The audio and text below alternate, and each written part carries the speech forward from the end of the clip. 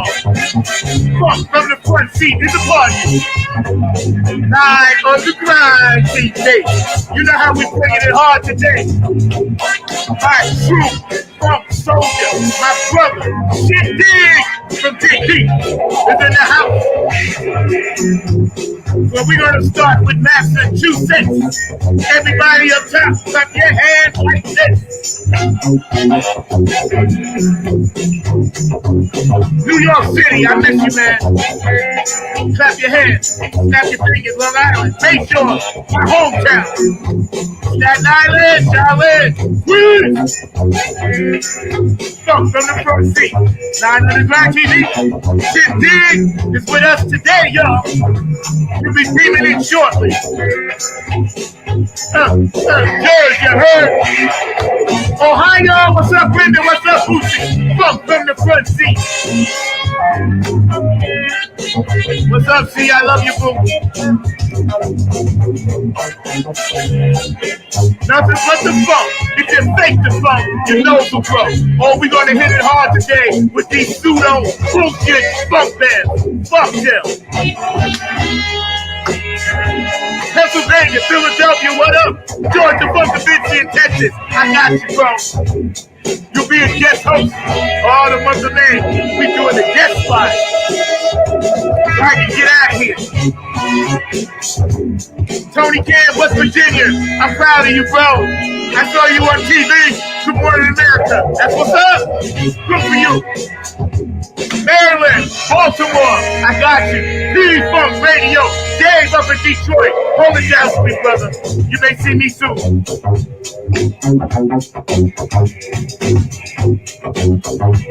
Coming on with little Herbie Hancock.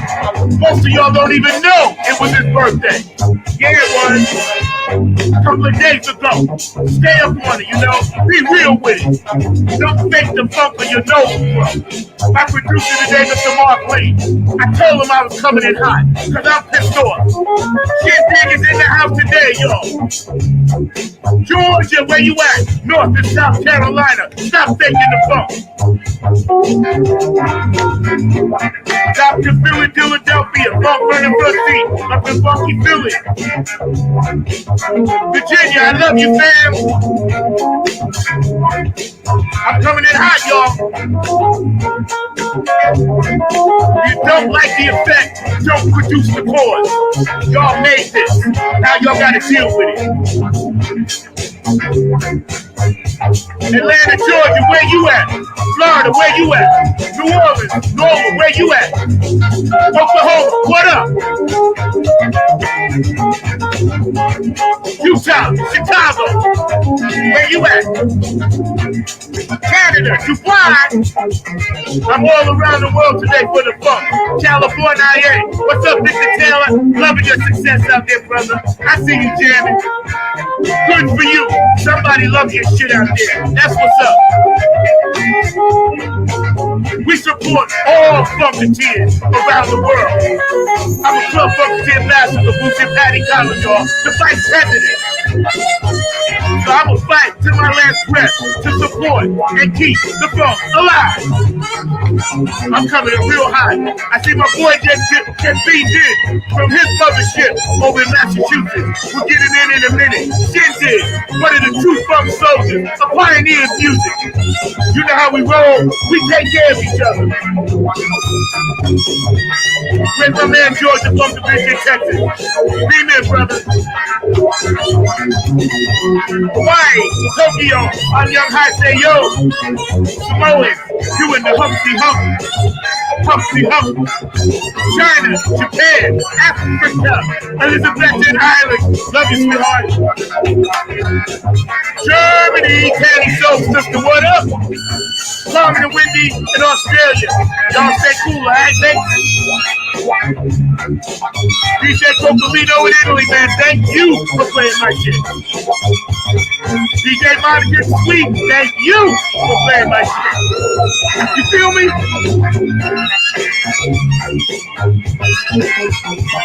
Ukraine. Damn it. Russia, what up? Colombia, Dominican Republic, Haiti, Jamaica, boom. Oh, I'm coming in hot, y'all. I told you. If you don't like your set, don't produce the board.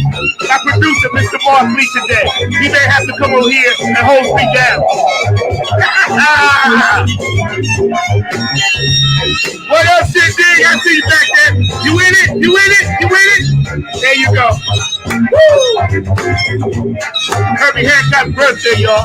So today, I want you to play some Herbie, all right? And I want you to play some Shyn Digg. Now, y'all check that out. Oh, yeah.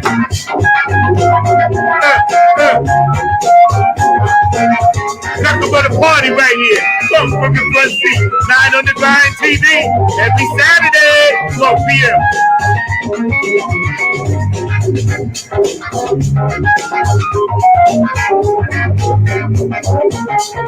Peru, Iraq, Iran,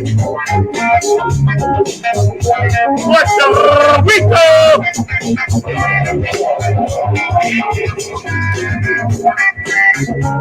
From the front seat, man, all around the world for the funk. We gonna hit you with the one and then, if you like, hit me again, because we love to funk you up. Y'all feeling me? Yeah, man. So check this out, right? We got a brother on today, man. Brother, he's a funk pioneer, man, from New York City, same streets, spill the same funk in the same mud with this brother, many, many years. I'm proud to say he's my family. I honor him, support everything that he does, because he's one of the true funk soldiers on the front line, staying true to his dreams, keeping the funk alive. And that's what this show is going to be about. Promoting his music, talking about his music, talking about his thing.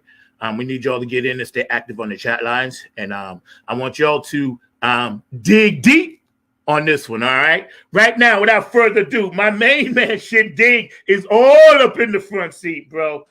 What up, what up, what up? So good to be here, man. So good to be here. Can you hear me loud and clear? Yes, sir. Yes, sir. We got you, bro. Okay, cool. It's a blessing, man. It's a blessing. Thank you, sir. Yeah, man. Well, I'm coming in hot today. I'm sorry. I know. It's cool. It's cool. I can't help it. This is the way to do it. It relaxes me as it does. It needs to. It's early in the day, but hey. Hey, hold on. It's happy. Here's to you. Hold on. Put that cup back up there. Cheers. It's happy hour somewhere. Clink. Yes, there you go. Sir. So, man, how are you and your beautiful family doing? The family is good, thank God. Everybody's healthy, everybody's well. The kids get good report cards, and that is what's most important to me, that they're behaving themselves in school. They somewhat behave themselves at home, but, a little bit of 20th century upbringing with the 21st century, they can't get too loose. You know what I mean? You know, right? So I love it. I love it. There's no contact in our house, but there's definitely voices raised. Oh yeah, as it should be. And lines drawn. So it's a different way of upbringing from the way we were brought up, but nonetheless, I hear my father's voice in my head, and I pretty much exercise the same thing. And I think with your kids, communication, and that's probably even worse for them to sit down and hear you, convey a monologue to them about what is right and what is wrong, and to look me in the eye and make sure you're listening, and it's like being stored for millions of these kinds of talks, because it's not going to be said that I didn't communicate with you, and especially where my daughter is concerned, it's so important for me and her to have a great relationship, a close relationship. Amen. And, and that she doesn't feel like I've been distant or absent in any way. I mean, I've learned so much from women that I've had as friends, platonically or otherwise, and heard their stories. And I swore I want to be that father that connects with his daughter and is there for her and listens, yet brings her up to be a lady and to trust me. I want her to trust me, you know. And I don't believe in trying to exercise a whole bunch of control over her, but just enough that she knows that, listen, you cannot step over bounds with people, period. Yeah, that's right. You know, And I'm glad you said that because I think it's super important for men to be in their daughters' lives. it's so good. Right now, me and my daughters are not where we should be, but I know that's going to change soon. But Yeah. I respect that because we don't talk about this shit enough.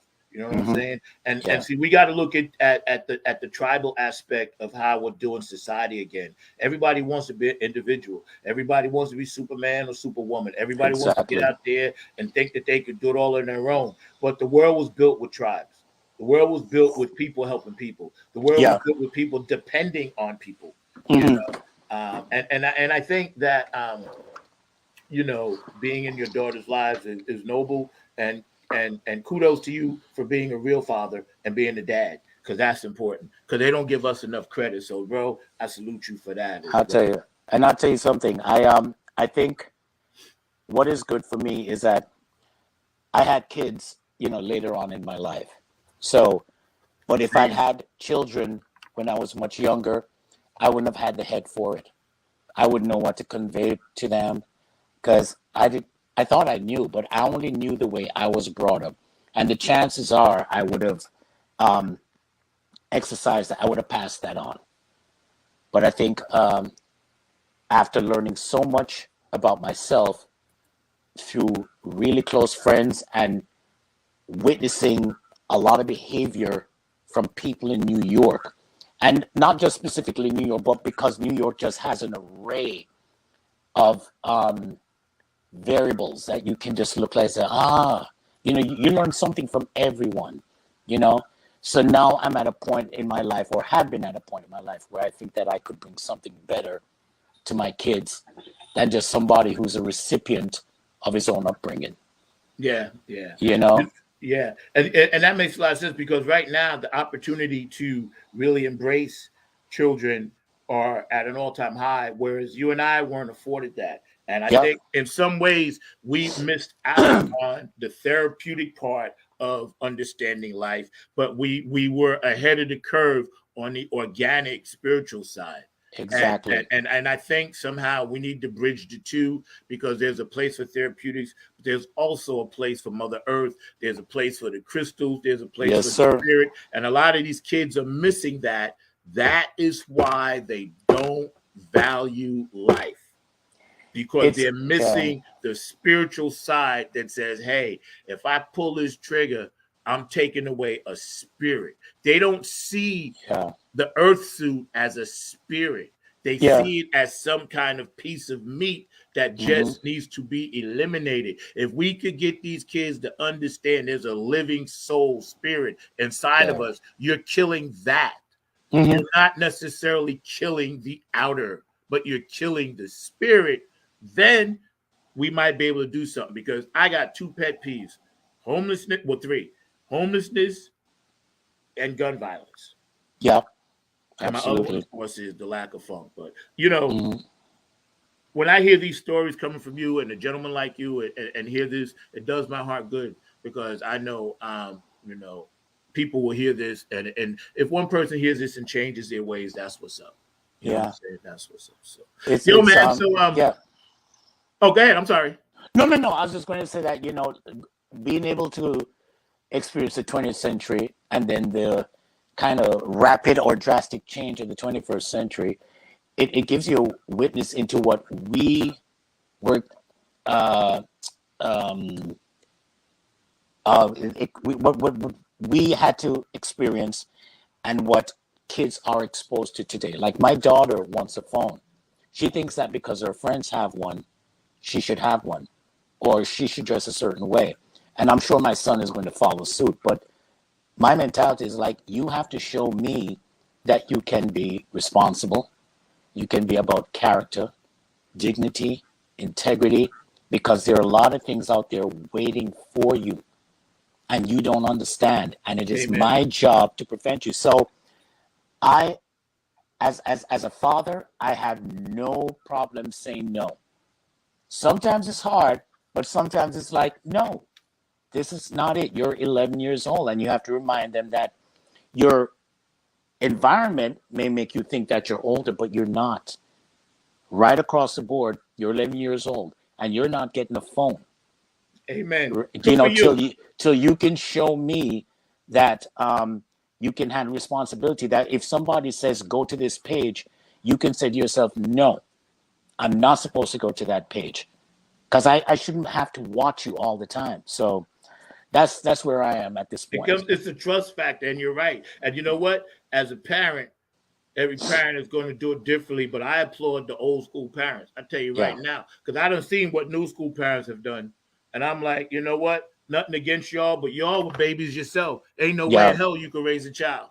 That's yeah. why they're That's walking true. around with their pants down by the ankles, and you won't tell them to pull them up because you're scared of them. Exactly. And they're from a damaged era when crack Yeah, was yeah. across the board. And a lot of those kids are born out of that. And it's sad in a bigger picture. Yes, You that's know, right. That's right.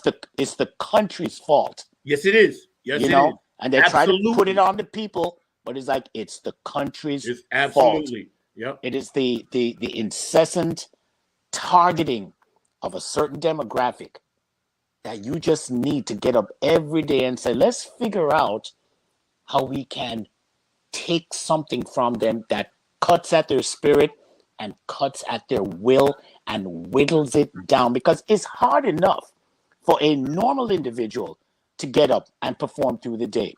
Imagine when you target somebody and just let them go outside their door and realize there's nothing here for you, That's right. or That's right. it's going to be a struggle, That's right. you know? And to top it off, the cultural aspects of the good, the music, the style, the swag, you're gonna steal that first on the way out the door while you kicking Yeah, them out. Step on. We're exactly. gonna take your shit first, and then we're gonna still fuck with you and step Yeah. on you. I'll tell Yep. you one little story before we go to another subject. Hey man, do your thing, I, bro. We got I, time. I remember this is one important lesson I always cited of what our politicians don't realize that when you tell people they live in a land of freedom, but you surreptitiously do things to take away their freedom, they're going to find their own ways of freedom, not knowing that there's going to be a lot of consequence for it because you're not giving them a normal way, so they're going to find an abnormal way. I remember one time What's up, Jerome? I'm sitting with my girlfriend um, in her apartment. We're watching, I don't know, Letterman or something, and her roommate comes in. Her roommate is crying. This is in New York, right? Immediately, oh my God, we're thinking she got robbed or something. She was whatever, something terrible happened to her, and we're like, what happened? And this is what she said to us. She said, every day I get, now this is from a woman's point of view, but this goes across the board. She said, every day I get up, I have to go out. And this was in the early 90s. So things were different. I'm walking down the street. I have construction workers, cat calling me and saying terrible things. And why don't I smile? And all these kind of things. And she said, I'm just sick of it. And what it translated to me is that this is what women go through, or I'm assuming they still do, but at once upon a time when this was so prevalent, before the talk of sexual harassment and everything, where guys would just mess with you Yeah, on the street, yeah. and That's right. and That's right. I realize that women get up with this fear of what am I going to have to go through?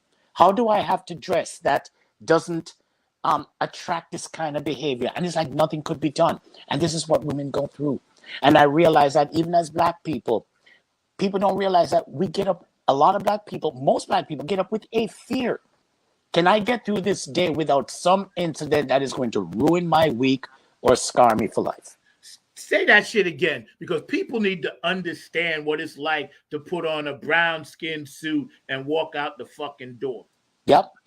Is that they don't realize what Black people, I'm not saying people of color, Black people have to get up and think about, what do I have to go through today? Is somebody going to call me a name that is devastating? Is somebody going to is somebody going to show some kind of subtle way of not letting me do such and such? And then if you can't prove it, you still have to live with the possibility That's that right. it was, you know? It scars you. It's post-traumatic stress disorder from a whole nother point of view, in addition to the PTSD we have from COVID, the PTSD we have from civil rights, the PTSD we have from watching leaders getting slain, the same time watching homeless 10 people live over here under the bridge by the hundreds now. Yeah. It was 10 or 20, now it's by the hundreds, and I got LeBron James making $300 million to shoot a basketball. Yeah. What the hell's going on? And the thing is that with the invention of the cell phone, which personally, and I think a lot of my close friends do, we think that that's the black man's gift, because it has witnessed so many things that could have gone another way. That's right. You know, That's and right. people have a tendency to think that this is the first, that this all is recent. This has been going on forever, consistently. And when you didn't have cameras, let's think about how many stories were turned inside out. You know, it's yeah, man. This is where we are. It's funny because this business that we're in, and today we're hanging with Shyn Digg, man, my good friend, my funk brother, true funk soldier, going to tell it exactly like it is, because we speak the truth on the show, Funk Fun and Front Seat. Yes, my sir. Great producer back there, Mr. Mark Lee. We're coming up on almost a year, 3 years rather. May will be our 3-year anniversary. We're going to tell you a little bit about that later, but you know, he's a great producer, and Mark's going to jump in because I know he wants a piece of this subject later on. But when it comes down to what you just said about you know, how we have to get out into the world, it is hard enough. And then it's twice as hard when you got to always look over your shoulder. You don't know when, but like Chris Rock said in this thing, I know racism is coming somewhere today. I don't know how I'm going to see it. I don't know how I'm going to feel it, but I know that shit is coming. And then it fucks with you. It really does. See, now translating this to where we are in the music game, I view funk as the black people of music. Absolutely. I'm serious. It's like, I see every day, bro, and I'm going to let you dig deep on this. I see so much out here. I have some serious decisions to make at the end of this season. But go ahead, bro. Go ahead, man. Well, you know, it's the first thing that comes to my first impression of it is that we're going through, or we have been going through, a serious musical depression, akin to what happened in the late 20s and 30s, but for musicians. In all the time that I've been playing music, I never felt, I probably could only cite maybe twice where a club owner wanted to enthusiastically pay us because we were good. Other times, always trying to cut corners. You never feel like you're going in there. You have your musicians to pay and everything, and a lot of times you have to ask for favors. And thank God you have friends that can do so. You know, you pay for their gas or whatever, but the funds are low because people won't pay, you know, and it's always a struggle. And then we look, you know, we do it because we think at the end of the road, our goal is the record company, and then we get the advance, and we get this, and then we get that. But then people get into that arena only to find out that it is just as cruel a world as anything, because they approach you to record, but they're going to want your publishing, and you have to pay the money back. There's something wrong, very wrong with that system. Amen. If you're getting royalties, pay yourself back through the royalties and let me get my money. Amen. Why am I waiting till you're covered? You know, who has time to chase you for your books and to pay a lawyer to find out what's going on? It seems like it could just be a really simple transaction. All right, you want 50% of my royalties? Fine. That means that your costs for the studio, you're getting back from your royalties. Music that we created, or collaboratively, however you want to call it. But if you're getting part of what I'm earning, then that's where you take just as long to get paid back as I do. but you should not be getting my publishing, and my publishing has to go to you to pay off expenses that, you understand what I mean? It comes down to the master tapes and everything. There's something wrong with Yeah. the delivery of or the, you know. And the amount of and again, we're hanging out with Shyn Digg, man, of Dig Deep. We're gonna be talking about this new track coming up, as well as we're kicking it here about some serious facts about the game, life, and everything else. It's organic. Please stay active on the chat line. All you guys out there, thank you so much for your comments. Keep them coming in because that adds to the conversation.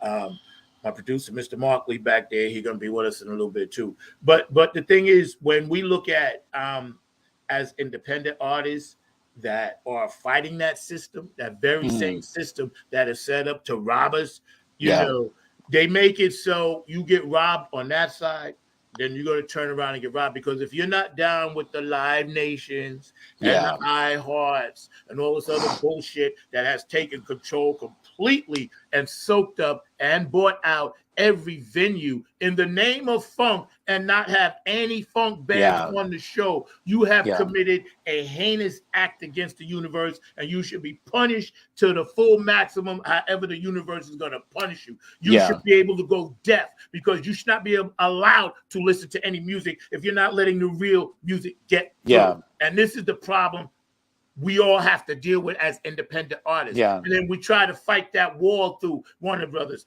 whoever, whatever major record companies, and you're going to get jerked there too. They are, and funk, forget about it. It's like, forget it. So they have set this thing up to where either they just want no representation of talent at all, and just click, click, click, click, click, click, click, click. Or they're killing it off slowly because they realize the new school of musician, I call them athlete, can't do it. Here's the thing about funk, since you brought it up. I'm a funkster. You're a funkster. It is important for us to keep it alive. It's not a fad. It's a style. Yes. It's a style that had social commentary through it. It's a style that even artists back then who were soul R&B realized that we have to get into to be with the times. James Brown did not waste his time. Sly Stone did not, or Sly and the Family Stone didn't waste their time, and neither did Parliament. These are the three figureheads of funk. That's right. They took something out of nowhere and it's like, what the hell is this? They are our part of our Mount Rushmore. Thank you. I know where you at, bro. Right. And it needs to be treated with the same importance, and we have to treat it with the same importance as jazz or classical or whatever, because music developments have been made during funk. Slapping a string is just not pulling the string out here and letting it go. There's a way to hit it that you get a certain punch or convey a certain kind of emotion. It's not splatula, splatula, splatula. And Bootsy will show you that. All the greats, Larry will show you that. They all brought something to the table, and it deserves to stay. Now, what I think will cause funk to remain alive is the content. Nothing is old about what is happening right now. That's right. You can write about girls and sleep with you and all day long. That never goes out of style. But there are other things that matter, and this is where, like, the people that we grew up with, like Gamble and Huff. Gamble and Huff made their money, but they made it citing that there is a message in the music. And that just wasn't a marketing thing. It really was key. People at Motown realized that they had to change what they were saying about.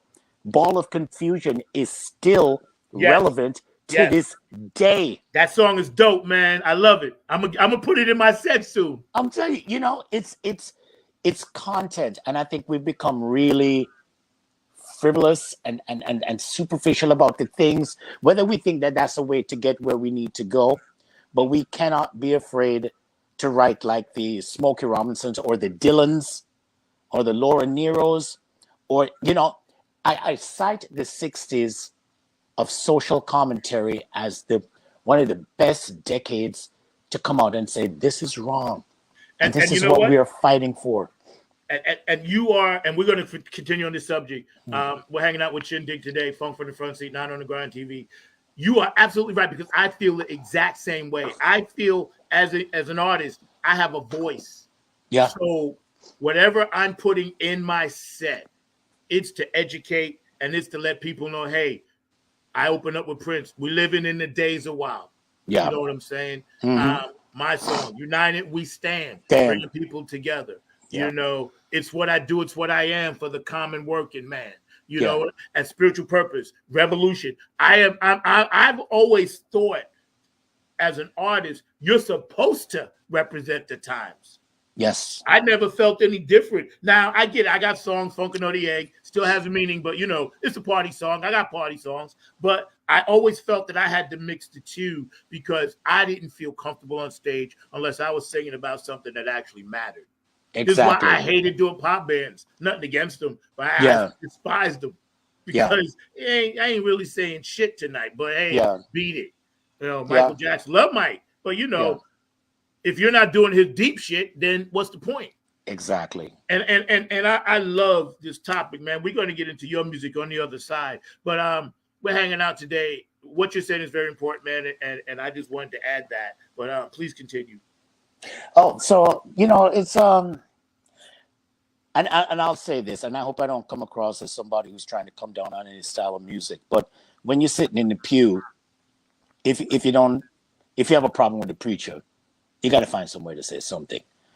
Hip hop, which I thought had every opportunity to be the news venue for what is going on in the in the larger community.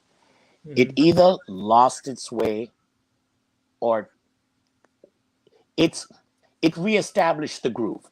Whatever funk was losing or fading on at the time, hip hop came along and said, here's the groove again. They brought the drums up, they brought the bass, whether they had the sampler, whatever it was, but it was working. But on top of that, we needed 10,000 Public Enemies. Yeah, we did. Yes, we do. Yep. The bitches and the pimps and all that kind of stuff. It's all I can say. It's not working.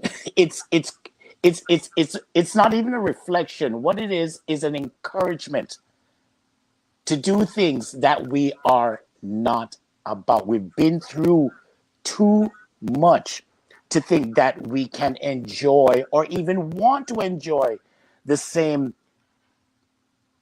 vile things that another culture who has all the freedoms in the world to enjoy. It's not the same. And we shouldn't want that. Our history should show us that we have more of a responsibility to ourselves. We need to take honesty within ourselves seriously, integrity, dignity, discipline, character. You don't even have to go to church to get that.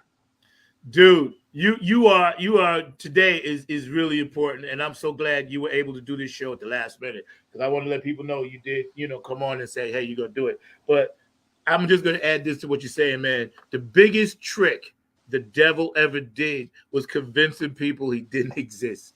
Yeah. And it ain't about church. It's about the right and wrong of what the hell is happening in the world. Because we know when somebody's singing whatever and you hear it, and and the powers that be, the Illuminati, I don't care if y'all kill me, make the radio stations, the 5 people that run the world, 1%, say, listen, I want you to play this shit every 30 seconds. Yeah. In some form or fashion, I want you to put this message out. All the songs are the same. Yeah. But they keep switching it up subliminally. So when people hear it that don't have a strong third eye, they get sucked in. I got to be a gangster. I got to be tough. I got to be this. I got to be that. When we were all sent down here on a mission to be divine. So the Illuminati, by taking out funk, by taking out the serious R&B stuff, the Stevie Wonders of the world, by eliminating Michael Jackson, Prince, James Brown, Medgar Evers, Martin Luther King, by eliminating those people, Dr. Setti, by eliminating these people, they maintain the control of the bigger picture that you mentioned earlier, which includes the music.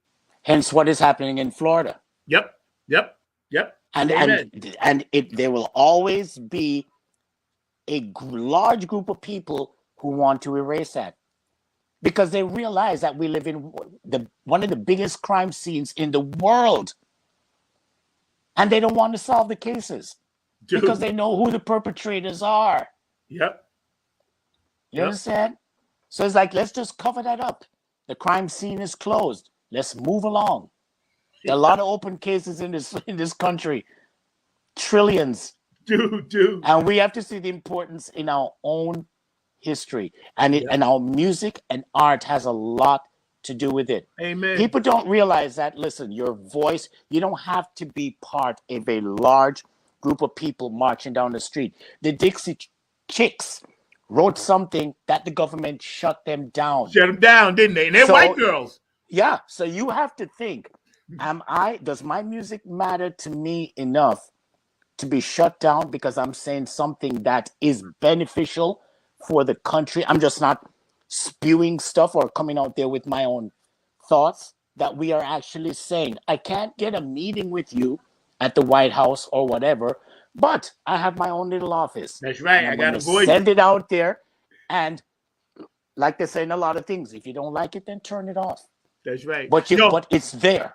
Hold that thought, because I wanted to give a shout out to Janet. Hello, Elizabeth, to say hi. How you doing, Elizabeth in Ireland? Dawn, how you doing, sweetie? I hope you feel better. Hope your surgery went well. And my man Curtis Wilcox, his art is right up there in the corner. He did my logo, Funk from the Front Seat. I love you, bro. Time for you to get back on so we can finish our talk. Because this 2023, with what we're trying to get through to people about our messages, about our gifts from the stars, about this music thing.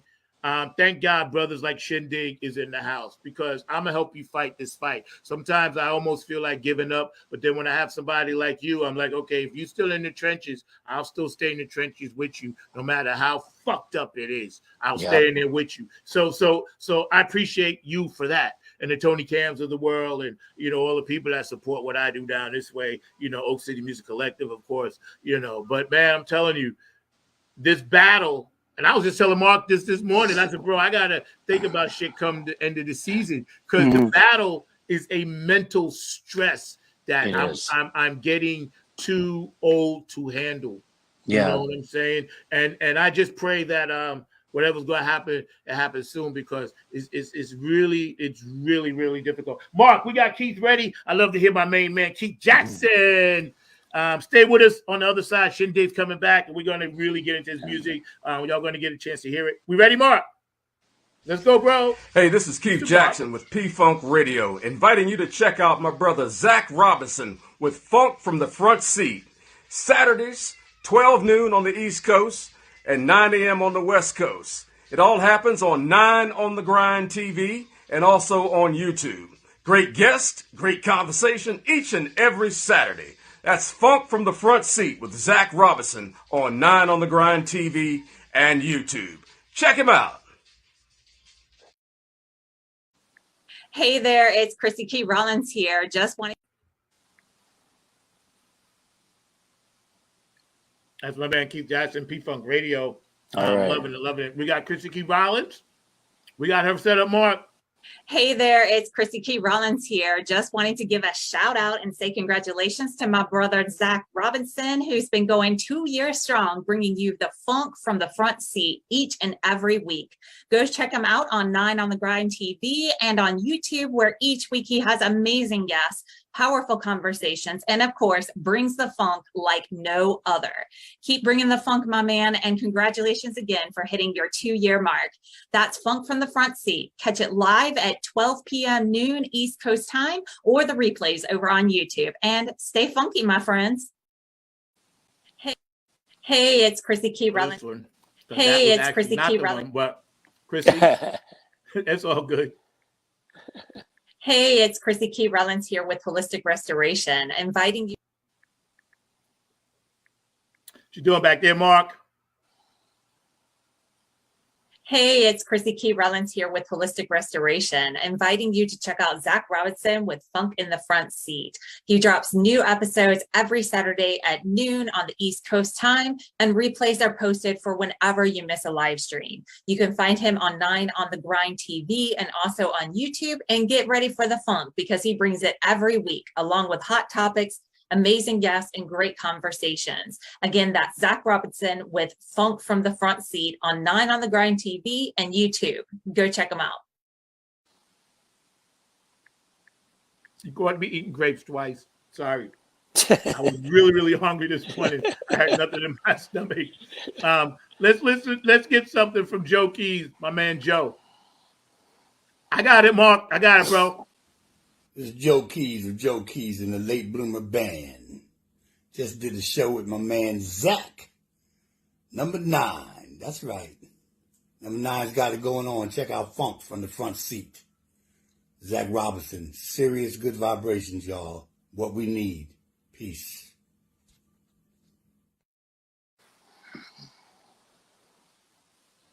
He is doing some great things up at the festival coming up. I think in May up in Baltimore somewhere, man. So y'all check that out, man. It's going to be huge show. You know, if I'm not gigging, I'm gonna actually try to get up there and support that brother. But also JTRP. P-Funk Radio, thank you guys for always playing our music. We support you. Gabe Gonzalez, Larry Funkster Jones, Bootsy and Patty, of course, up in Ohio. And Brenda, I love you. I'm going to make sure I call you today, Brenda. HJ Entertainment and K&N Jams and Oak City Music Collective. Love you guys. Tony Cam and the Funk All-Stars. Nappy at Funk Army. Afterglow 92416. Donna, I love you so much. And, you know, it's so going to be so cool to see you guys when we do the man drill thing. And a big shout out to Funko Drill Santiago, my hero and my mentor. And I've been blessed enough to be on his couple of tours that he's doing to close out an amazing, phenomenal career. Pat Dioria, Aquarius Rising Arts, Curtis Wilcox, of course, and George DeFuncovinci, all this artwork behind me. They're responsible for it, for helping build my brand and logos and things. And Dr. Brookenstein, I love you out of Philly. Dr. Brookenstein takes care of he takes care of all my shit. And I don't know where we would be without him. The unsung heroes behind the scenes, David Brooks, Dr. Brookenstein, Funky Philly, Philadelphia. The brother is so solid. If he bleeds, I bleed. DJ Coccolino, thank you in Italy. Elizabeth, thank you in Ireland. And DJ Monica, thank you in Sweden. DJ Tanny Soul Sister, thank you in Germany. I appreciate you. And always, the Funk Chronicles, Dayton, Ohio, David Webb, my brother. I've been fortunate enough to have an interview. I'm very proud of that I was interviewed by the Funk Hall of Fame. Not a lot of people can say that. And, you know, the fact that he has all the funk artists there, the pure funk artists in Dayton, Ohio, you know, people need to know, support, go to his site, the Funk Chronicles. We are back with my man, Shyn Digg. Yes, sir. Whew, dig deep, man. So the name of this new track and the inspiration for it. Yeah. Kind of like when there's nothing else to say. You know, it's just there's just nothing else to say sometimes, you know. And it is what it is. What was the thing though about this song is that what was most important about was who did it, because the song was more geared towards someone who could take their voice and treat it as an instrument and really solo. And that's why I want to bring up a dear friend of mine. We have been friends for probably a little over 15 years. I have so much respect for this woman. I mean, she is truly one of the best. I can easily and safely say this. She's one of the best vocalists in the world. There's nothing shortchanged about her.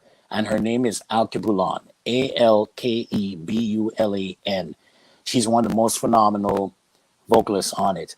And I thank God every day that she sang on it. You know, obviously, Na Na Na doesn't show off any strength. But when it comes around to the solo and her doing her thing. That's what I wanted.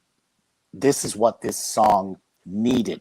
It needed someone with a vocal that was as percussive as the instrumentation in it. It needed to be the vocal point. It needed to be the lyric. It was the main attraction, you know.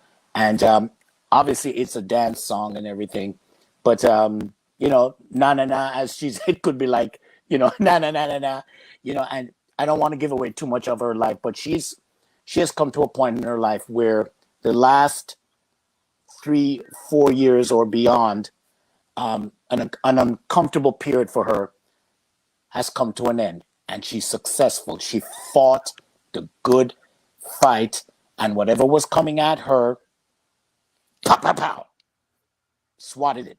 You know, she cried, she laughed, she did all these things, but she kept her music central. People like that, people like that with me, we're like forever friends. Even if we don't see each other, you're in here. And she has worked with me before. We've done things together. You know, we played gigs together.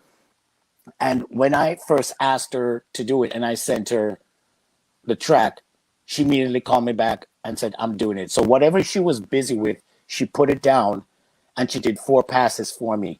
And I went and dropped it in. And I listened to the song because she's singing.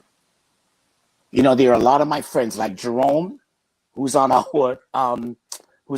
I think with us or has commented. I love Jerome's voice.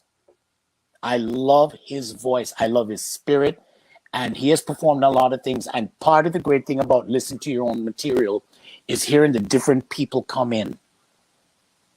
You know, it's like, oh my God, it's just a treasure to hear them. And I'm just so thankful that they're a part of it. Yeah. You know, and I have all the musicians that I've worked with over here. Another friend of mine, Tara Reynolds, is a brilliant violinist and songwriter. And again, she's on my material, and I am thankful. You know, it's like it would be great if Verdine White or Philip Bailey sang on my material. I would have the same reaction, but it's not even that less important. That's These right. these people that I play with who are in my community, they're my heroes. They Yeah, are man. fantastic. And not being signed is not a a measurement of their Right. greatness, That's right. you know. And I the one thing I loved about living in New York is feeling like I was a big part. I was a part of a bigger community. Even Yeah, when I that's what had I my miss. band, even with my band, The Trip, those guys will always remain with me Same. here. Same with my You guys. Yeah. know, even if we don't talk or whatever, these are my heroes. When we were together, we were great. Yeah. And we vibed and we played, and you never forget what people do for you. Even if they say, come stay at my place because you're not feeling well or whatever.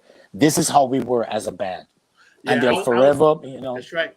I was telling. I mean to cut you off. We're hanging out with Shyn Digg. We get Mm, ready to get into his thing. Sha na na na na. There's beautiful ladies on it, and his bro Jerome is on it, and we're gonna chop that up. But I was telling my girl about the vibe is so different in New York when it came to our camaraderie as mhm. family musicians. You know, Yes. we never did not show up. Everybody always did the right thing. Everybody always knew the stuff. There was never any issues and bullshit like I got to deal with down here, man. I'm telling you, I got to deal with so much bullshit down here, bro. I'm telling you, like I just get so overwhelmed on things that are just naturally, I'm just naturally used to just going right.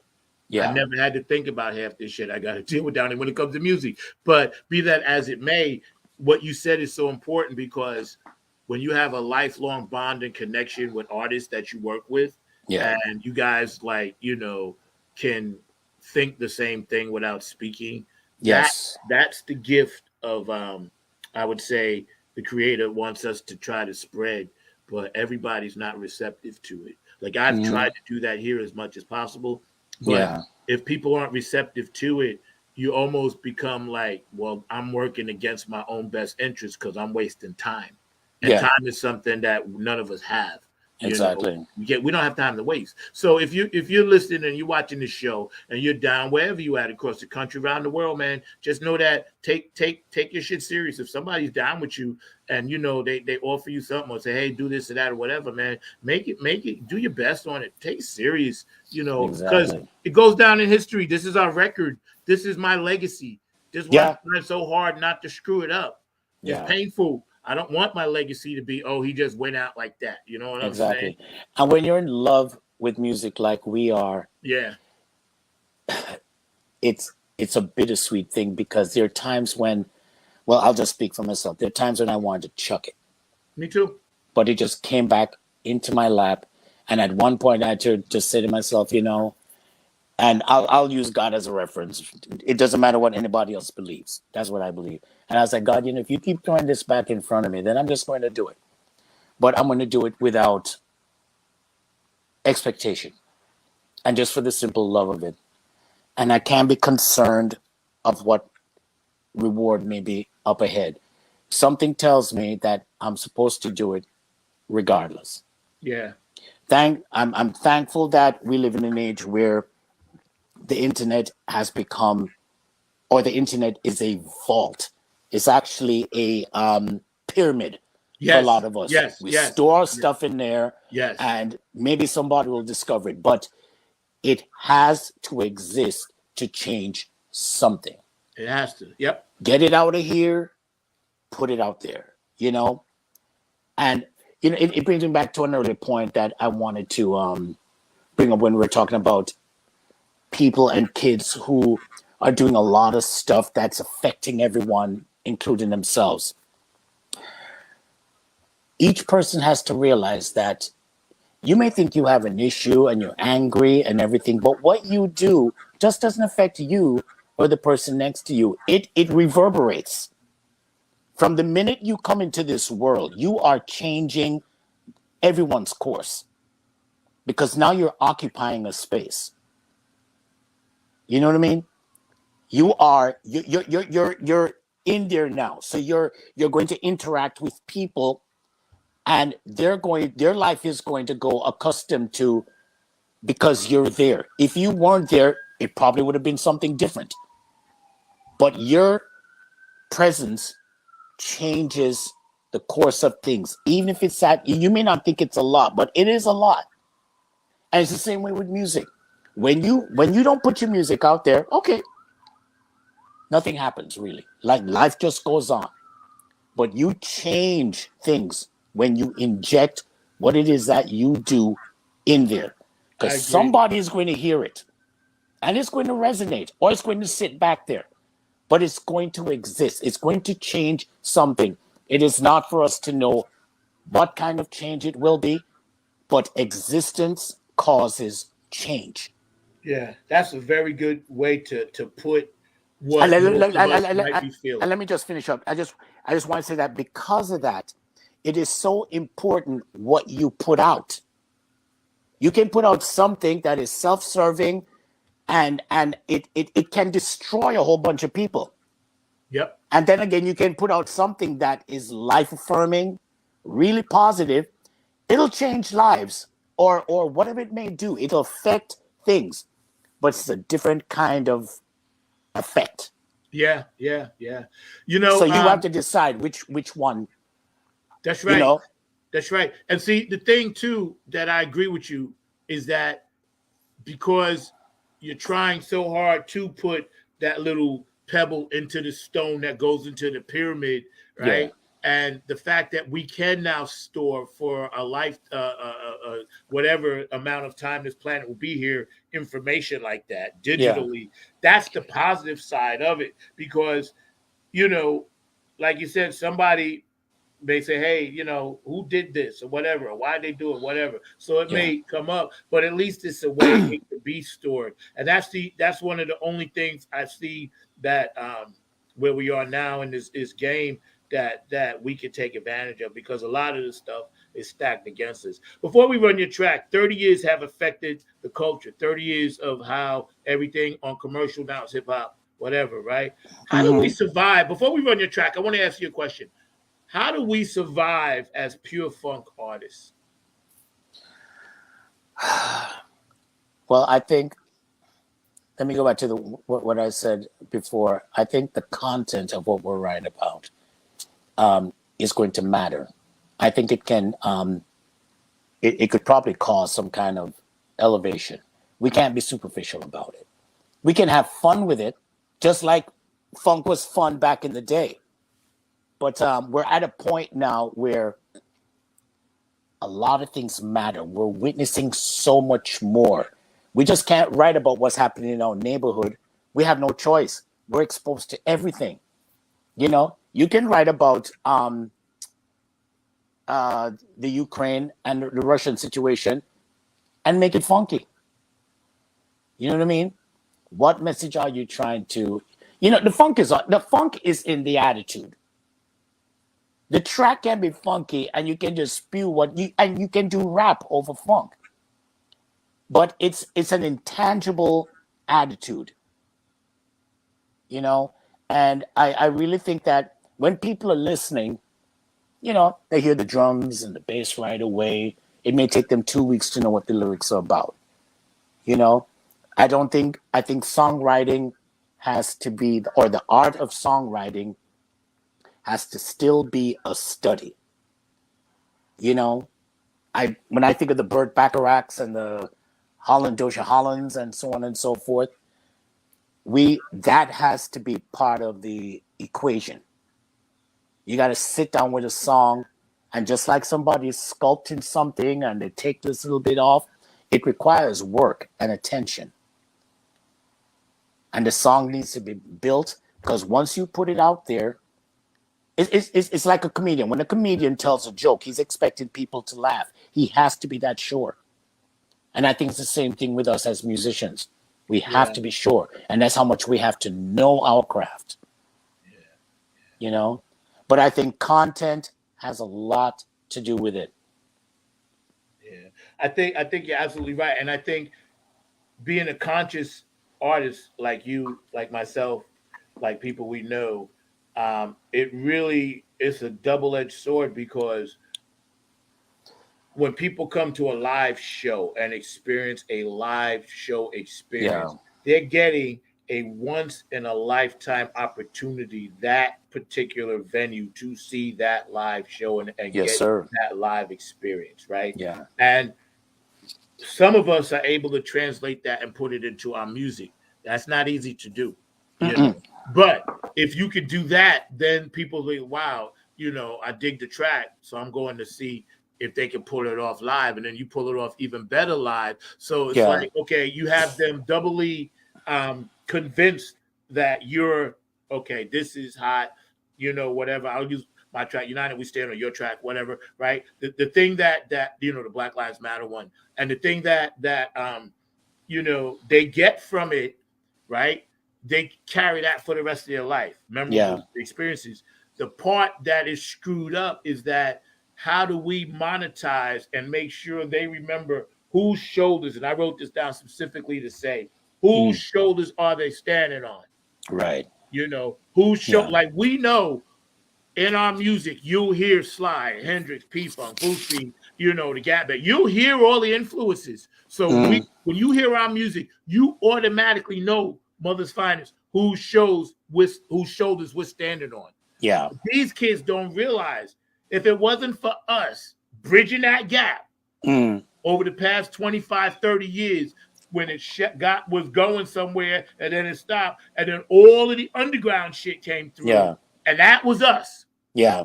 In every city, Chicago, New York, California, wherever you was, that 25, 30 years, yo, you were standing on my shoulders. You were standing on your shoulders. So when do we get that credit to say, hey, we kept this thing alive. Now y'all going to grab it and package funk a different kind of way and put it out there, throw it out there to the world and market it like it's something new. Yo, we was doing this shit for 25 years. Hello? Exactly. Well, here's the thing. I thought of another answer to your question. We just got to keep doing it. You know, we got to give up the funk. We can't give up on the funk. We just got to keep That's it a good way to going. Put it. Can't give up on the funk. I like that. And just hope that it's somehow, because, I mean, things can change. Before maybe 1968 or 67, when Jimi Hendrix and Sly, and there was something happening in society that couldn't be ignored. So before you had about How Much I Love You and all these wonderful romantic songs that we still hold dear today. But somebody realized that I can't sing that anymore. They're beating people up in the streets. And then everybody felt a responsibility to do it. It had to start with one person, but then it spread. Then the Temptations were recording social songs, and Curtis, it couldn't be ignored. Curtis Mayfield, my God, yeah, right? You know what I mean? Marvin Gaye, So, Marvin. yeah. So all we can, Stevie, oh my God, Sly with There's a Riot Going On. You can feel that record. You can feel it. You don't even have to hear it. You can feel it. You know what I mean? It's about that energy. Yeah. So it's like where we're going. I think this is where content comes in. If it starts with one thing and somebody's going to catch on and say, yeah, you know what? I need to write about that too. I mean, it happened with hip hop, but unfortunately it got thwarted quickly. Yeah, by West Coast hip hop. And it became a money well. And they said, listen, just keep putting out murder, rape, bitches, and hoes, and let's make a fortune. You know what I'm saying? Yep. What we have to be is, should that happen in funk? Because funk is just as important as hip hop. It just didn't last as long, as far as popularity.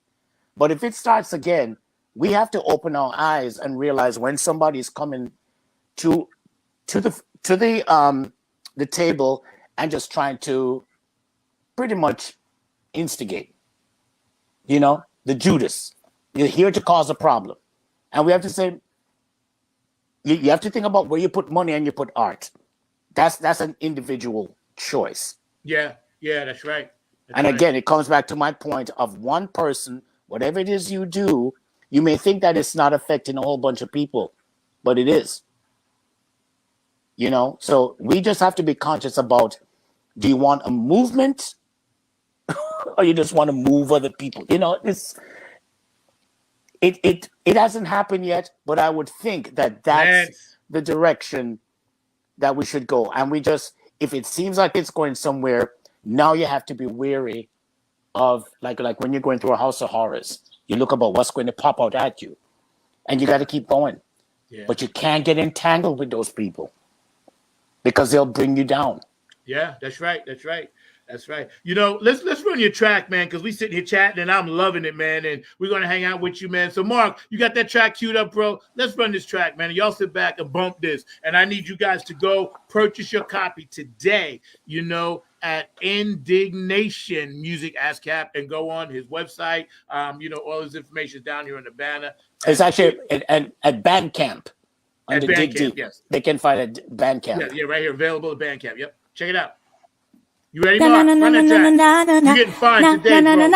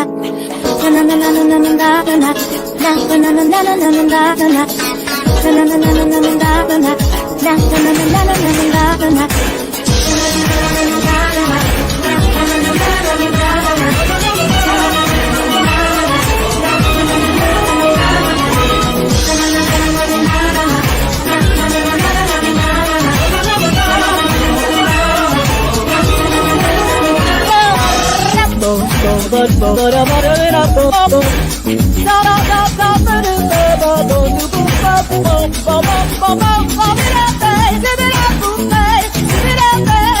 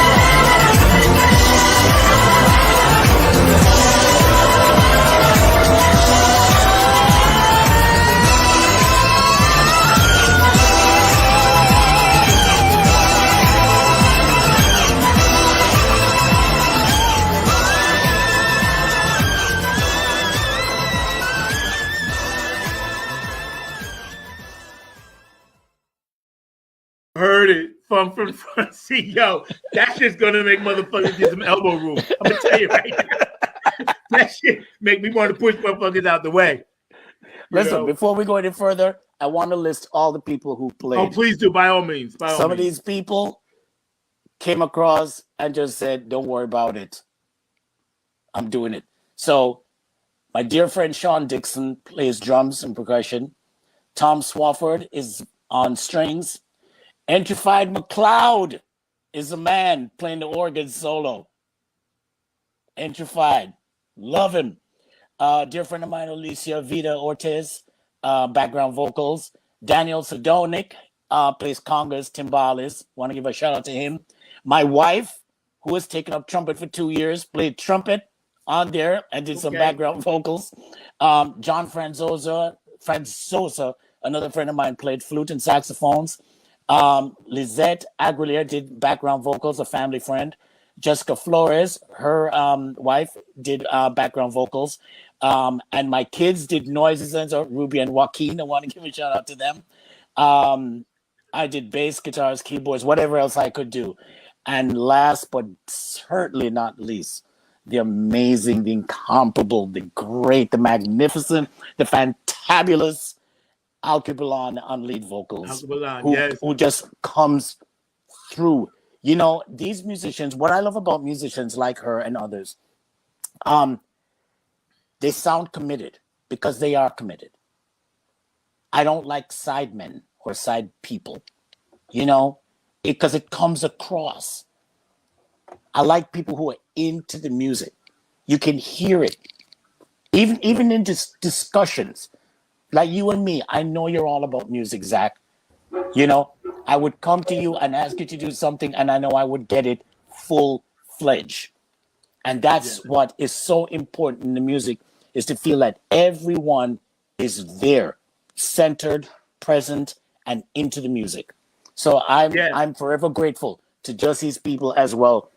And put it this way, anyone who has known me in my life musically, I'm thanking you. Let's just put it that way. Yeah. You know, when I heard you sent me this track, right? You know, I think at the beginning of the week, and I put it on, right? I put on my headphones late at night because usually my day is so hectic. I can't get really a chance to really hear anything until 1, 2 o'clock in the morning, right? And you know, I think the amount of hold on, something's messing with me here. Seriously. Hold on 1 second.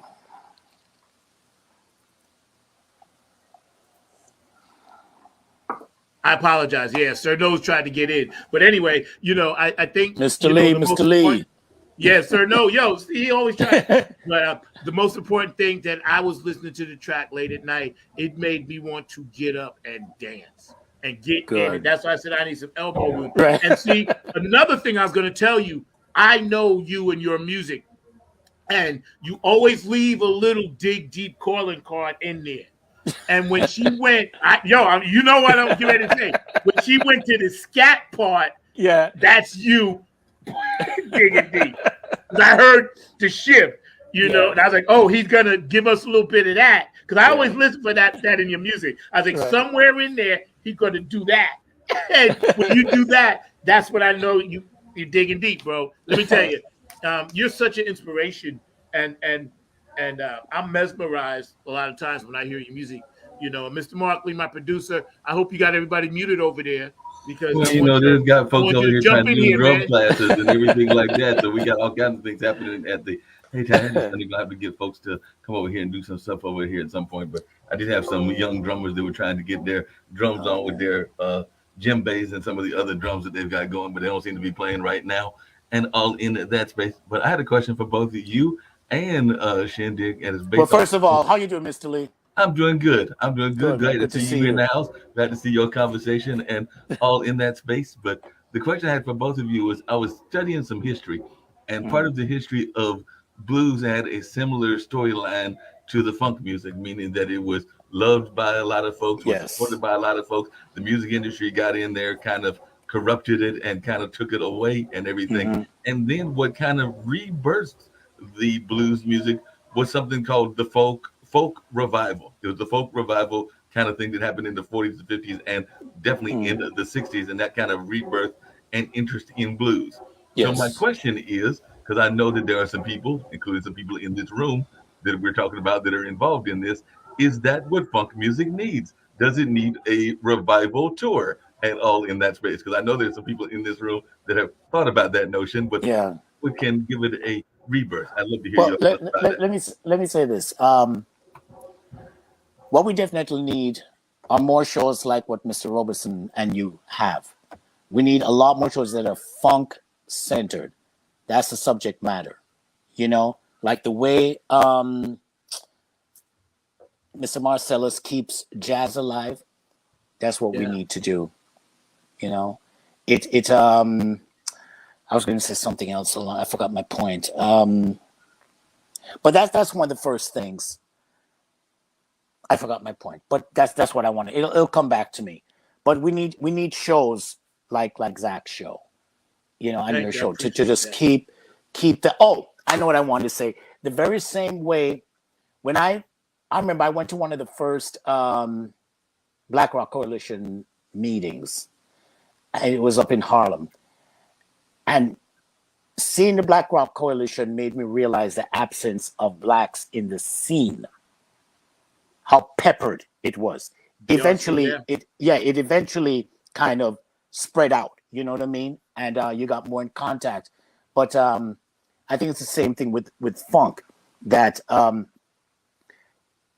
if it builds some kind of really honest collective, it'll spread out and it can have a rebirth. Yeah. But it has to be a constant conversation just out of love. Whether it's talking about Verdine White, the way he vibrates on bass, just is as important as James Jamerson dropping down to the third to come back up, or the way Freddie Stone plays. I wanted to make a mural. I remember this is my. I haven't done it. I've been meaning to do it for like 15 years, but I wanted to make a mural of just funk guitarists. Funk guitarists. I see so many times when it comes to guitarists, they're white. That's not their fault, but it's who is the producer of that, that something put together. And Thomas McClary, Al McKay, Johnny Graham. These are guitarists who are just as important as any guitarist, and they're funk guitarists. and we need to collect them and put them together. The tons of horn players that we've had in funk, you know. Tony Maiden comes to mind too. Tony Maiden, my boy, Chaka Khan, all that shit. You know, there's Andre Fisher on drums. They're all so important. You know. Yeah. No doubt. I think. But okay. I just want to. Did I answer your question? No, that definitely answered the question. Everything. The other thing that both you and I was going to answer the question, Mark. Yes. Thank you.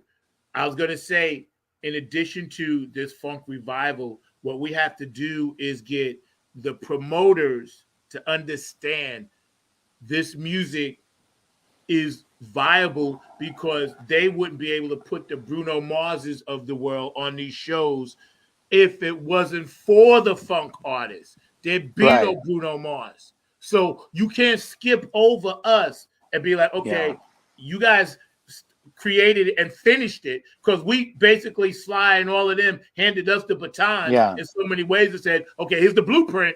Like Bootsy and Georgia say, here's the blueprint. Now y'all go do it. But then you can't skip over motherfuckers that was still doing the same shit for 25 years, and now you're going to repackage it. This is why I always get vexed, because don't repackage me some shit and then tell me it's new shit.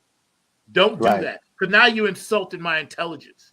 You know what I'm saying? So if you want to say, hey, this is just what we're going to do, fine. But don't try to disguise it and make it what it ain't, because we all know what it ain't, and we all know what it is. And the tape don't lie. You know what I'm saying? Well, you know, to your point, and I think this is what I was trying to say, I think I answered your question, is that there are people like Bruno Mars and his producer, Mark Ronson. They're people that will dip into the funk and dip out and still be popular because they can. And those of us who have to stay here because we want to be here are not successful, you know, because it gets forgotten. So, you know, whether it's a Casey and the Sunshine Band or Wild Cherry or whatever. And that's why I'm saying that shows like yours and the conversation about funk is what will keep it going. Well, thank you, sir. And I'm using the Black Rock Coalition as something that has lasted long and has kept rock at the fore from a Black perspective because they existed and because they kept the conversation going. To the point now where they just brought into the not the Smithsonian or the African American Museum. Yeah. You know, so it's going to take some time, but the road has to be filled with just pit stops of conversations about funk, just gathering and just talking about it, you know? Yeah. And of course, you guys are really blowing up the chat line. I appreciate it. Tony May and Lance Dandridge, thank you. Jerome, thank you for comments. Dr. Brookenstein, thank you for comments. Gary Scheider, of course. Prince, you know, rhythm guitars. You know, like you guys are all spot on out there. And we all know what it is and what it ain't. And I guess what we have to do is try to figure out a way to not get beat down by the negativity and continue to fight. But you know, it's like when you're in a battle, and I'm a warrior, I'm an Anunnaki soldier, Vernon Reed, of course. Yes. You know, I'm a hybrid. So when you're in a battle, you still need supplies. No matter how much of a fight you can fight, how much energy you have, how much good material of funk in the funk war you have to perform, how good your band is, whatever. You still need supplies. And what I mean by that is you need funding. You know, the biggest thing that always I always ask for when it comes to funding is rehearsal time. Yeah. Most people don't realize you don't rehearse for free. So you have to spend just as much on rehearsal as you do to put on a show. Yeah, exactly. And people forget that. They think bands just show up and poof, it's magic. No, there's rehearsal time to go. They that's all they see. They buy the ticket, they go in, oh, they're there. No, motherfucker, we've been shedding for 2 months, trying to scrape up pennies to pay for rehearsal time. Yeah. And this is the thing that separates, you know, when you mentioned Mark Ronson, Bruno Mars, they have access to that. Yeah. They're no better or worse than we are, but they just have access. So what I'm saying is stop cutting off the access to independent artists. Give us the same access and you'll get an even better show because we had helped invent the shit and we know how to do it better. Exactly. You know? I feel like we're in the Negro leagues. They knew the Negro baseball players were better, but they didn't want to let them in. Yeah. They didn't want to let him in. Satchel Paige was throwing 100 miles an hour. Josh Gibson hitting balls out of Yankee Stadium and still couldn't get in the major leagues. You know what I'm saying? And that's how I always feel like about funk. I always feel like, well, damn, you know I exist. You hear it. I hear the music on commercials. Y'all are playing the shit. P-Funk Radio. Y'all know all about it. Y'all walk down the street singing Flashlight, but yet you won't let me in. You know what I mean? Yeah. It's crazy, man. It's crazy. Mark, that was an excellent question. I'm going to give you one last question for Shyn Digg, and we got 10 minutes, and then we get ready to get up out the front seat and go pay some bills.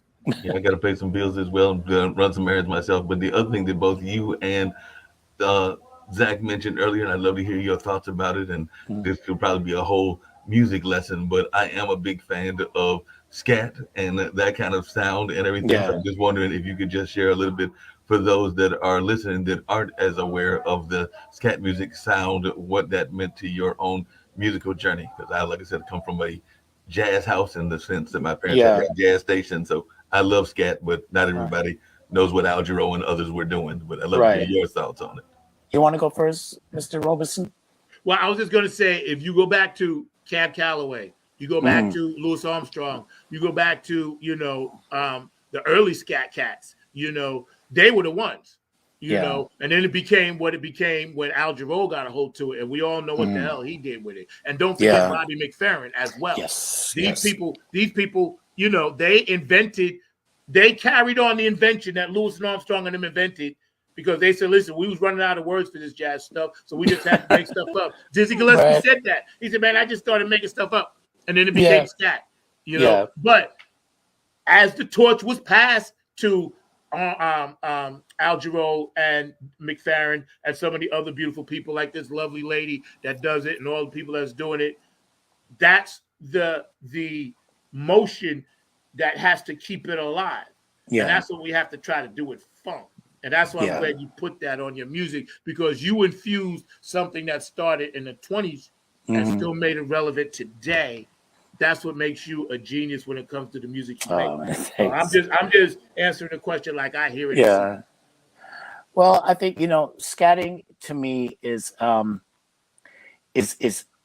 fearlessness. It's hearing beyond your neighborhood.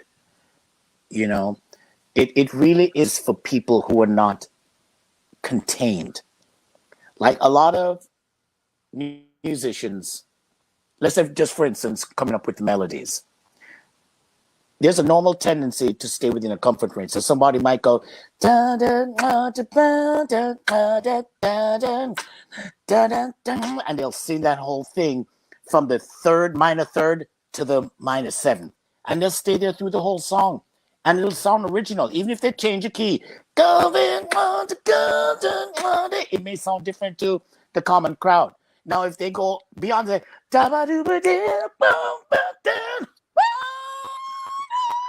it's fearlessness of just letting your voice just go wherever.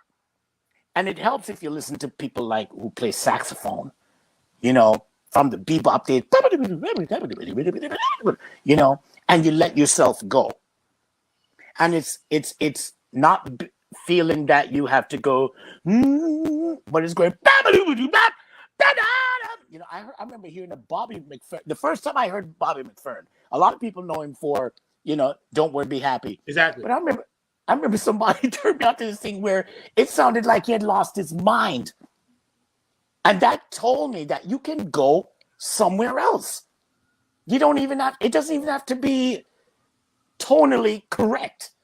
You just lose your shit.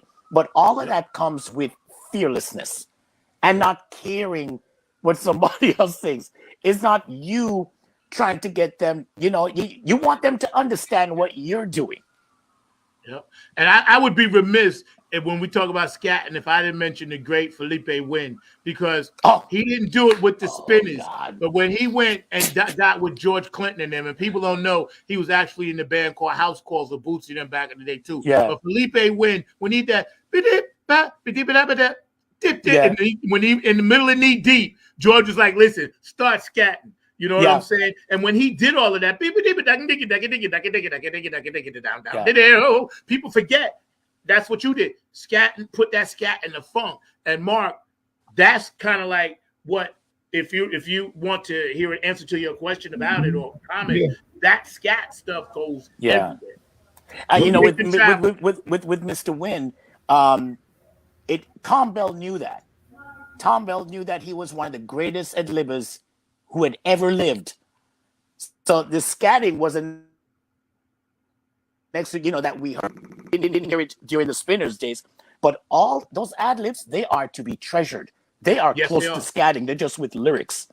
Yep. It's one of the greatest, man. I mean, when he left the Spinners, Tom Bell knew he couldn't do anything else with the Spinners. That was the voice. Yeah.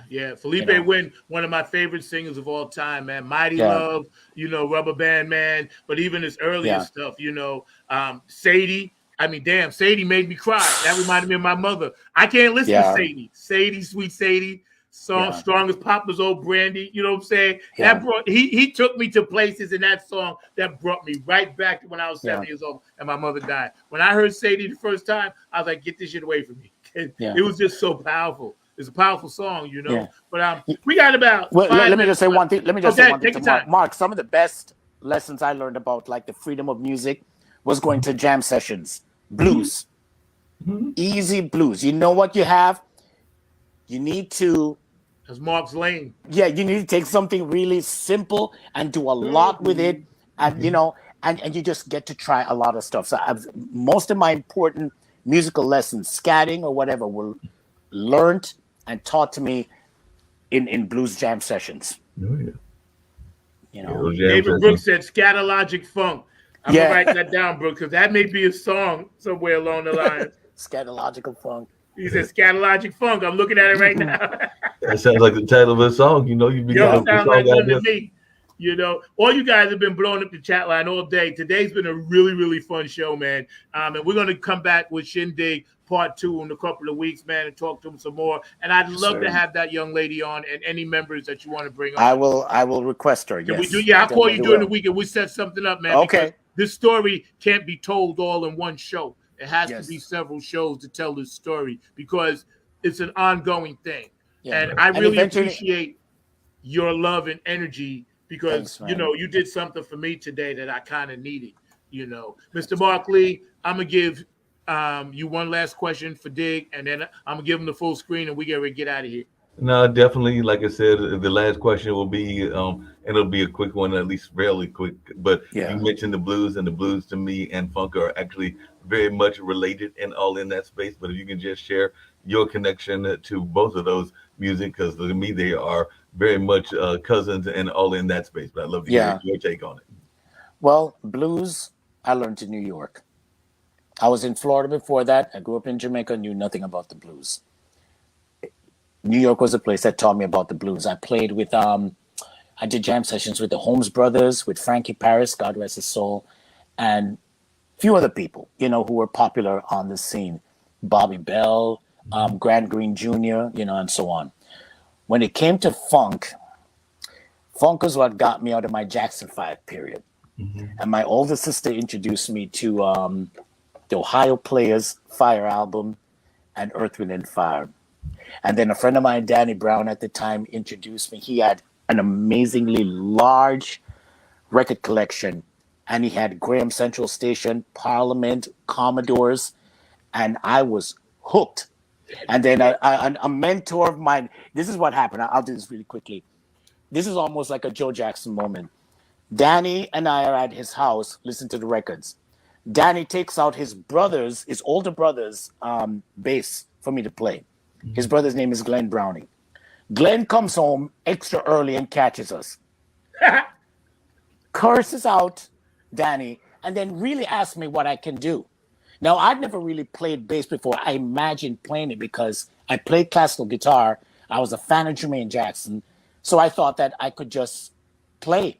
I knew nothing about it. He said, improvise something. I didn't know what to do. And then he started showing me what the bass was actually doing. Like, you know, what was playing the top notes, which I thought was probably the guitar. But I saw that bass was doing so much more than I thought. Yeah. And then another popular musician who went to the Jamaica School of Music, as well as I did, older cat, by the name of Mikey Chung, who played with, played with a lot of the Peter Tosh, Burning Spear, and so forth. And he showed me how to slap. And that's how I got into funk. And I never left it. Yeah. And of course, when Lewis came on, and you sit down and you put the record back so you can figure out what he was doing, Yeah. And that's Lewis was my guy, because since I was a drummer, yeah. I played upright bass first in school, but I didn't really want to play it. But since I was a drummer, I identified, because Lewis slapped like he was playing drums, and that's what I dug about him. Yeah. And then Graham slapped a whole different way. Now my guy Jerry Say, the Wizard, Mother's Finest, he slapped a whole different way. Yeah. He always says his guy was Graham. But when you think about all the great slappers, and then now and then of course Evolution brings you to the Stanley Clarke and Victor Wootens of the world. You're like, holy fuck.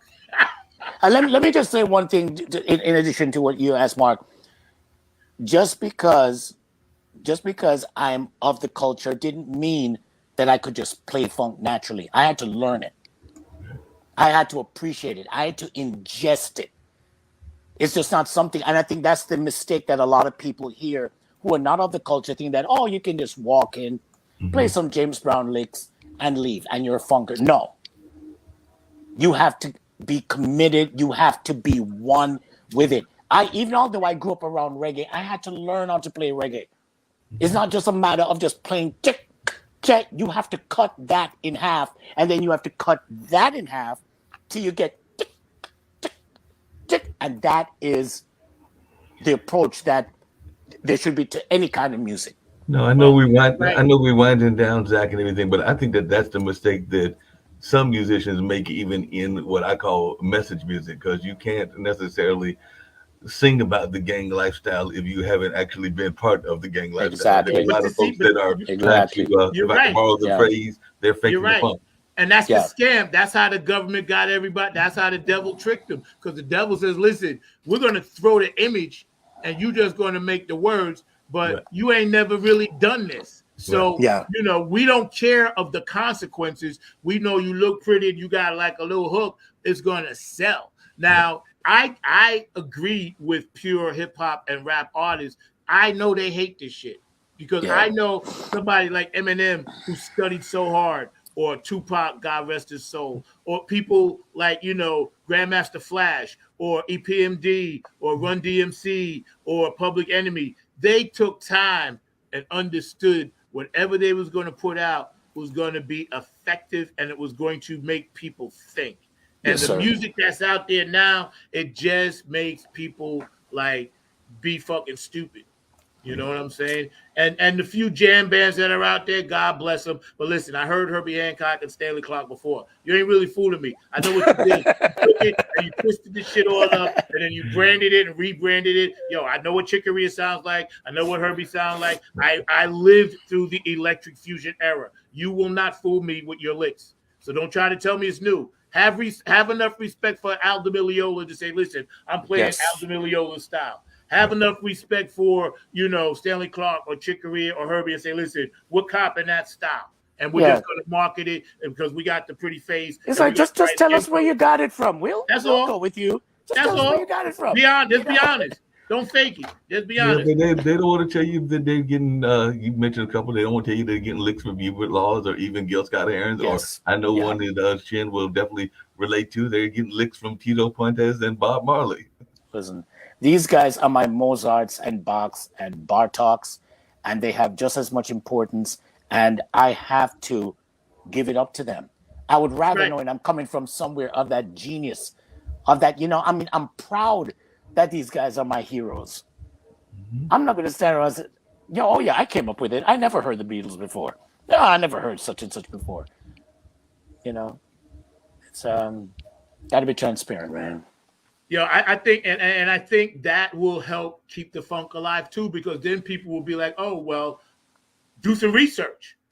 And then if you dig deep, do some research, then you'll find out, oh, well, what I'm really playing, it ain't nothing new. I saw it on YouTube and now I'm playing it, but somebody actually invented this, James Jamerson. You know what I'm saying? And the people that have respect and put that stuff out there on YouTube, God bless you, because at least you're trying to tell people the truth. I watched something the other day on Jocko, one of my favorite bass players. I can't play a lick of his shit, but the guy broke it down and showed just how. But that guy was a genius, and he died on a bench. I know, business. Poor, on a bench, homeless. Now, how is this possible? One of the greatest bass players ever that's on the Mount Rushmore. How does he go from there? And this is in what, the 80s, 70s, 80s, whatever. He got beaten up. He got beaten up by security. And because he was bipolar and he would act a certain way, and people didn't realize that, so they thought he was going off. He really just had a condition. Hey, Zach, I know we're winding down, but one of the things that happens, and I'm gonna get on my soapbox now, is that too often there are organizations that are trying to help the musicians and trying to get folks to give aid to the musicians, but a lot of times they are only giving them pennies and everything when they are actually taking a lot of the money. Because I know that even in the blues space, there are some organizations that are quote unquote trying to provide housing and trying to provide some money to help people on their day-to-day grind. But when I've talked to some of those musicians, they are getting pennies, and some of the organizers are getting dollars and tens of dollars in that space. So that is a injustice, and I'm sure that you've run across that as well, Shyn Digg, and everything. I'm sure you run that in New York and other places. Oh yeah, I was enthusiastic when I joined CD Baby and everything. I'm thinking, okay, some money's going to be coming in, but it took me a lot of years to realize the whole scam of that half a cent or whatever crap they're putting forth. But I kind of think to myself, the movement is what is important.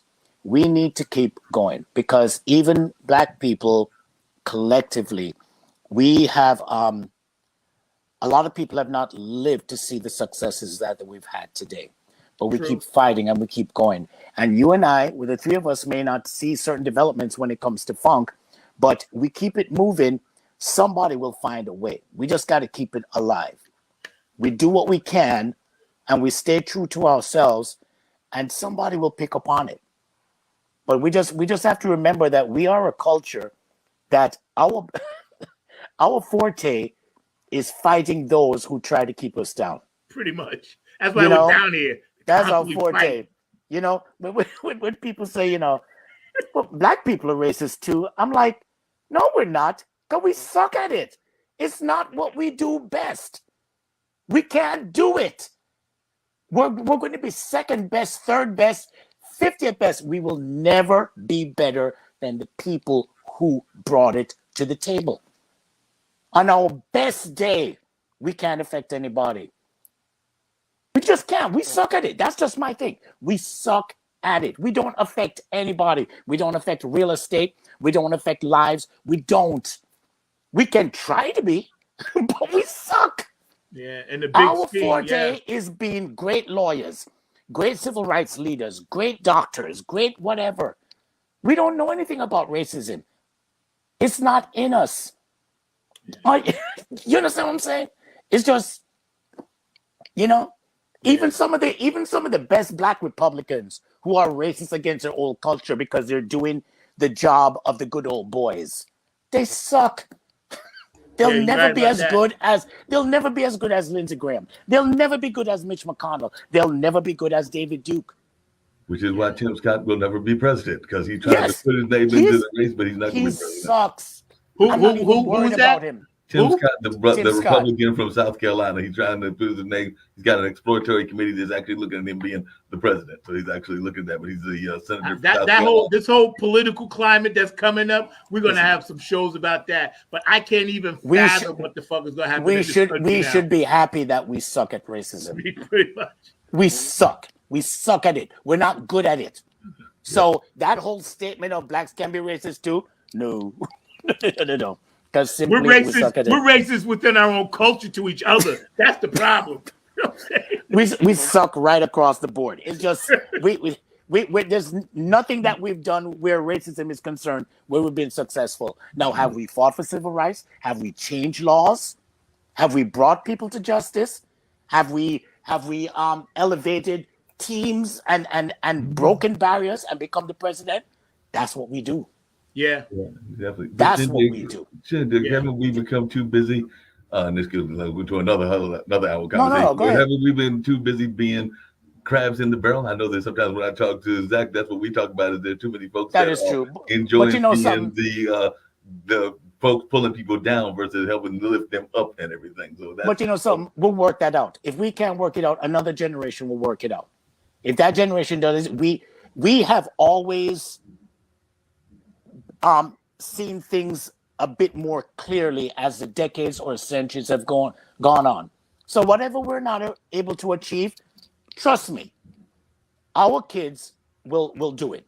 We just have to make sure, because we need that. We need optimism. Yeah, we just have to make sure that we keep the books in print and we don't let these guys burn our books and get rid of our history. Yeah, that's true. That's right. And that's a whole nother subject. But we've been hanging out with Shyn Digg today. You guys on the chat have been great. Shout out to Susan Coonan from California. We did shout out Victor Taylor. We got to get you guys on the show so we can talk about some health stuff. Mark, you've been a great producer. Thank you. I want you guys to know, Mark. Our 3-year anniversary is coming up, as Mark so elegantly put Christie's thing on the 2-year anniversary, but it's a 3-year anniversary coming up. So if you want to send in an anniversary shout out to Funk from the Front Seat and just say congratulations, whatever, please send it to my Facebook Messenger page, Zach Robinson, because I'll play them all. I love them, and I truly can't believe Mark and I have been looking at each other's ugly faces for 3 years.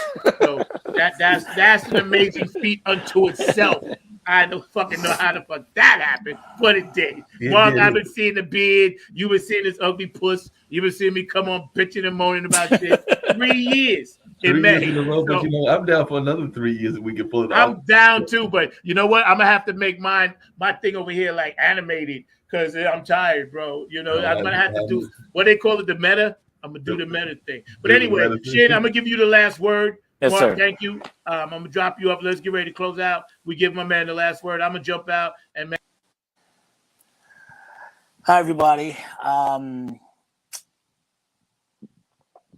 I don't think there's anything that I can say that is final because we just keep going. To use the popular phrase, keep it 100.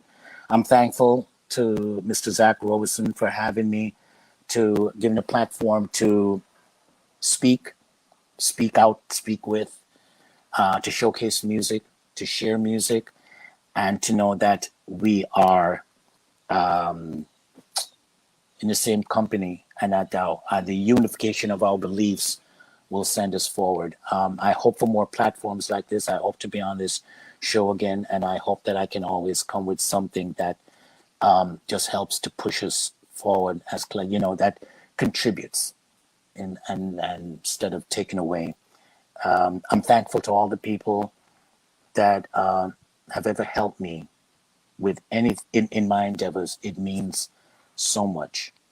And I'll see you again at some point. And I hope to be playing live at some point, because you can record all day, but there's just a need for the live music. So stay true, stay dignified, protect your integrity, build your character, and just know that whatever we're not able to achieve, our kids and followers will. Peace. Yo, man, I couldn't have said it much better myself. So we're going to get out of here. Remember, dig deep, and we promise to be good to your ear hole.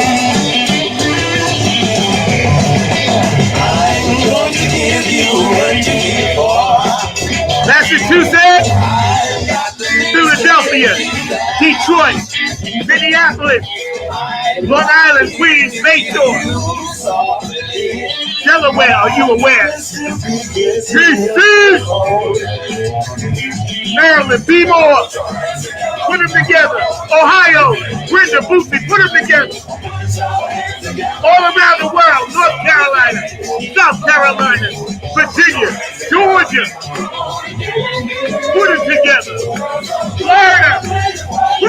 of Louisiana.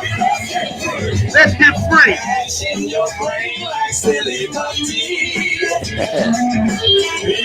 Funk from the front seat. You damn right. I love you, boo.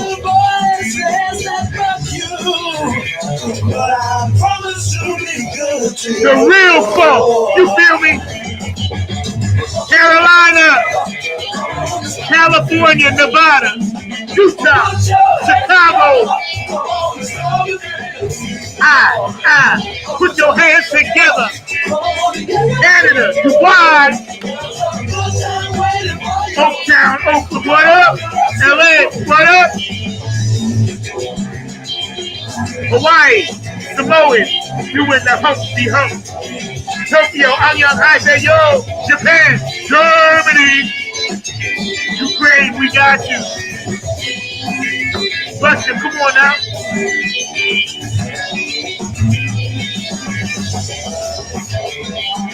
Oh yeah, my Knicks in the playoffs. Go New York. Come on now. Woo! Our guest today, Shyn Digg was in the house, though. Check out his new song, Na Na Na Na Na. All around the world, Ireland, Australia, Germany, Italy, Sweden.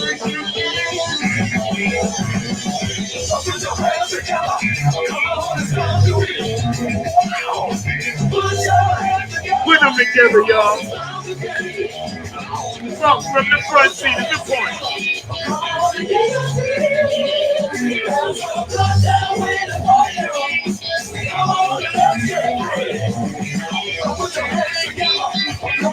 I want you guys to go out today and have a beautiful day.